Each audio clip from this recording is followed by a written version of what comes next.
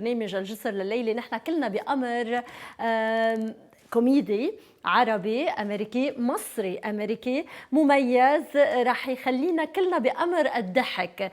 نحن وياكم بنرحب بمحمد مسعود.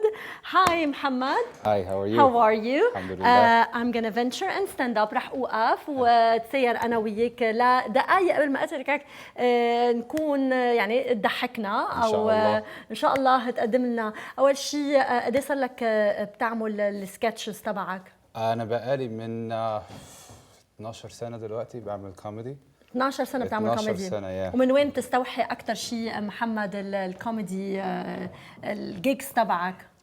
أكتر وقت and the gigs بتاعي ابتدت to start with me when I did a American comedy festival في نيويورك. فابتدوا الجيجز. Got a lot of offers. I got a lot of situations that I got to go to. عملت كم auditions for كم movie. I never got it, but I did the audition. But here we are. We did the audition and one day it's gonna happen, right? وعايز اقول لك الحته دي فانسي قوي. قبل ما اجي قلت انا لازم اتشيك عشان الدنيا فانسي قوي هنا. yeah, it's very fancy here. Alright. So نحن ما رح نطول على المشاهدين. انا بعرف ان انت كثير مهضوم مثل ما بيقولوا باللبناني. شو بيقولوا بالمصري؟ مهضوم. تعبان. لا no not تعبان. مهضوم ما تعبان. مهضوم يعني funny. You're funny yes. No doubt. ورح اترك للمشاهدين ان هن كمان يقرروا ويشوفوا بدورهم قديش انت مهضوم. مشاهدينا بشكركم على متابعتكم لحلقه الليله. ملتقانا الاسبوع القادم وهلا بترككم مع محمد مسعود. الله يخليك. So it's good to be on ART. Hi mama, hi baba. It's when we were younger we used to always watch ART and when we were younger it was always on demand. 20 years ago we actually had ART on demand, which was basically my dad saying, I demand you put it on ART all the time. It's a good time. I'm Arab. I've always thought that Arabs were eventually going to be the new cool in America. I always thought that one day Americans were going to try to be like us. They were going to try to copy us. But the more I met Arabs, the more I realized that's just not going to happen. Arabs, they think that they're cool, but they're not, especially the guys. They try to act cool. They try to act real strong. But then you see them, they greet each other like, hey, man, what's going on? That's not cool. You just kissed a grown man on the cheek. That's not cool. Then other Arabs, they do the three. They go, that looks even worse. Looks like you enjoyed the first cheek so much you went back for another one. That's not cool. If you ever see, they're in the weddings and the parties, American music is playing and they're, having a good time. They look cool. Then as soon as the tabla beat drops, it's doom, doom, doom, doom, and you see them doom, doom, doom, doom. That's not cool. You're a grown man. Stop shaking your hips like that. Growing up Arab, I was the only Arab in my school, and I was the only Muslim in my school, which was even harder. And I had other Muslims, but they were like the 5%ers. You know the ones you go out to dinner with? They order like 9 different kinds of alcohol, but then when their food comes out, like, di fiha pork? No, I cannot eat. Against my religion. Habibi, a Muslim. Like, you gonna pray later? No, I go to the casino. Bas halha al-fajr, inshallah. So growing up Arab in my school was difficult. Like during even the simplest things, like lunchtime. Everyone would have their Superman and Batman lunch boxes. My lunch was in a brown bag. And they had their peanut butter and jelly and their mac and cheese. My mom would make me sandwichet fool with طعمية and then put a little tahina on the side so أغمس. And then sometimes the brown bag or the oil would seep through. But as long as it didn't rip, I had to bring it back home. Mama تنشفها شوية and then she would put it again for the next day. She goes, عشان الفليفر بس.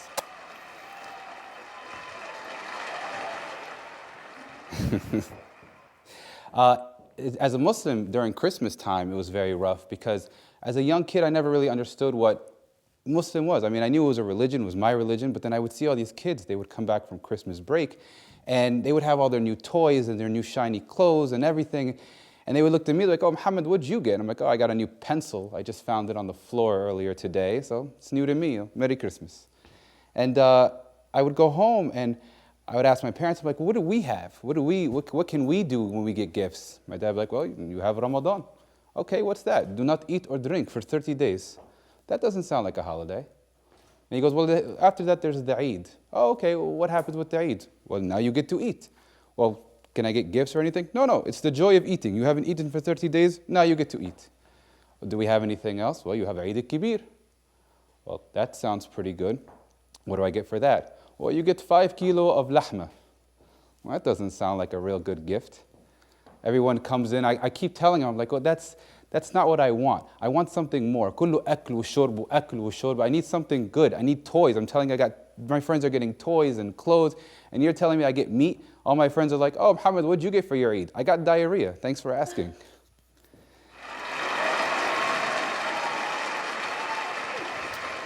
Thank you.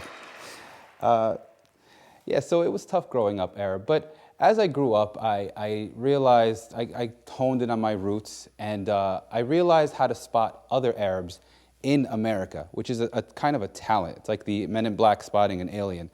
You know, you walk into a Target, and you see a guy who looks American, and he's dressed like an American, but his name tag reads Abdul Wahid. Everyone calls him A1, but you know that he's Arab. And I kind of want to let him know that I know he's Arab and that I'm Arab, and you know, for the discount, obviously. And so I kind of go to him, and there's really two ways you can do it. You could do it the straightforward way, like, oh my God, you're Arab, I'm Arab, let's be Arab together.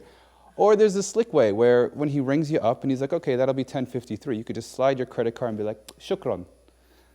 And then if he gets it, he'll kind of look at you, and he'll be like, are you Arab? And I'd say, I am Arab. Are you Arab? Yes. Oh, great.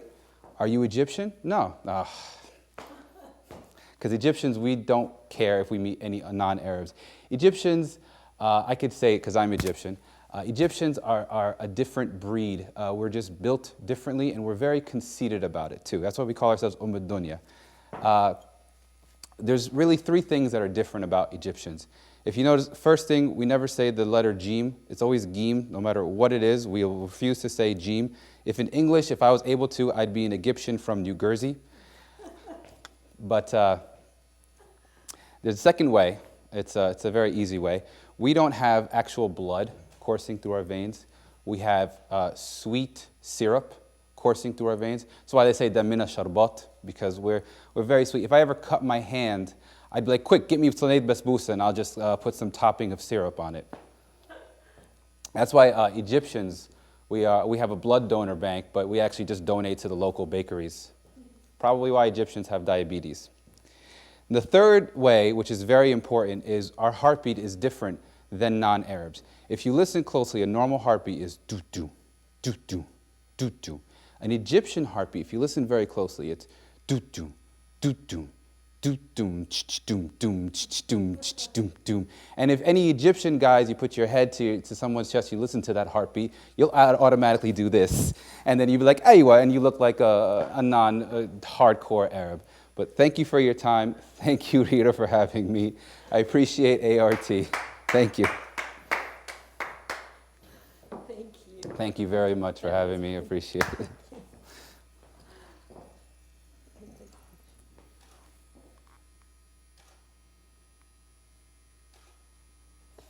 Check it.